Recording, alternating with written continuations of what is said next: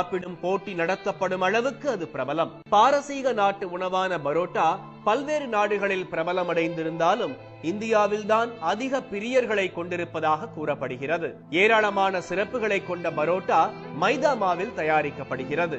மைதா மாவு முதலில் குதிரைகளுக்கும் கழுதைகளுக்கும் வழங்கப்பட்டது என்பது நம்மில் எத்தனை பேருக்கு தெரியும்? புரோட்டாங்கிறது நம்ம நாட்டு உணவே கிடையாது. அது 2ஆம் உலகப் போறப்போ நம்ம நாட்டில் உணவு பஞ்சம் ஏற்பட்டதுனால அந்த குதிரைகளுக்காக செஞ்ச மைதா மாவில் செஞ்ச உணவை மனிதர்களுக்கும் கொடுத்தாங்க. அது இப்போ சிறுவர்கள் முதல்ல பெரியவர் வரை விரும்பி உண்ற ஒரு உணவா போச்சு. நீண்ட நேர பசியாற்றல், கட்டுப்படியாகும் பட்ஜெட், அதீத சுவை என அதை விரும்புவதற்கான காரணங்கள் என்றாலும் மைதா மாவில் தொடங்கி பரோட்டா தயாரிக்க பயன்படுத்தப்படும் எண்ணெய் வரை ஆரோக்கியம் குறித்த கேள்விகளும் சந்தேகங்களும் ஏராளம். பரோட்டா எனக்கு ரொம்ப பிடித்தமான உணவு. ஆனால் அதில் என்ன பொருள் கலந்துருக்காங்கன்னு பத்திரிகையில் வரப்போ அதில் கலந்துருக்கிற கெமிக்கல், அதில் வர எண்ணெய், அதை பார்க்கும்போது உடல் நலத்துக்கு ரொம்ப கேடுன்னு பயமாக இருக்குது. அதில் ஃபுல் ஆஃப் கார்போஹைட்ரேட் தான்.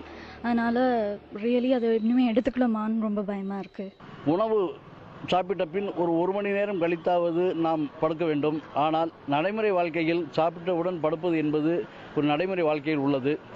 எனவே புரோட்டா சாப்பிடுவர்கள் சாப்பிட்ட பின் ஒரு மணி நேரம் கழித்தாவது உறங்கினால் அவர்களுடைய உடல் நலத்திற்கு ஆரோக்கியமானதாக இருக்கும்.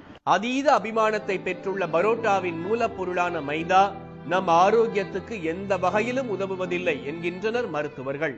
கோதுமையை சுத்திகரிச்சு அதுல சில கெமிக்கல்ஸ், பென்சாயில் பெராக்சைடு அப்படிங்கிற சில கெமிக்கல்ஸ், கேஸ், ப்ளீச், இந்த மாதிரி சில இதெல்லாம் யூஸ் பண்ணிட்டு அதில் இருந்த கலரை ரிமூவ் பண்ணணும். அதே மாதிரி அதில் இருக்கிற நார்ச்சத்தை எல்லாத்தையும் வெளியில் எடுத்துட்டு நம்மளுக்கு மாவுச்சத்து மட்டும் கொடுக்குறாங்க. அதான் உங்களுக்கு மைதா அப்படிங்கிற பேரில் நம்ம சாப்பிட்டுட்டு இருக்கோம். கோதுமையின் குப்பை என்று மருத்துவர்களால் விமர்சிக்கப்படும் மைதாவை வெண்மையாக்க பென்சால் பெராக்சைடு, அலாக்சன் உள்ளிட்ட ரசாயன பொருட்கள் சேர்க்கப்படுவதாக அதிர்ச்சி உண்மையை உடைக்கின்றனர் சமூக ஆர்வலர்கள்.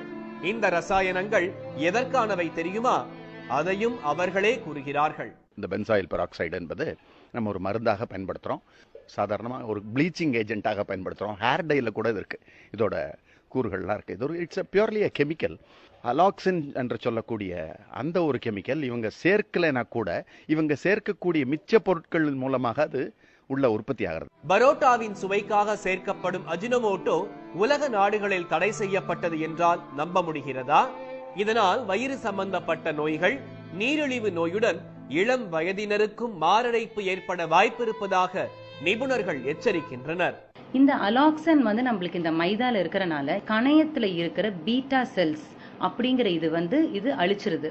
ஸோ இந்த பீட்டா செல்ஸ் தான் உங்களுக்கு இன்சுலின் அப்படிங்கிற ஒரு ஹார்மோனை சுரக்குது.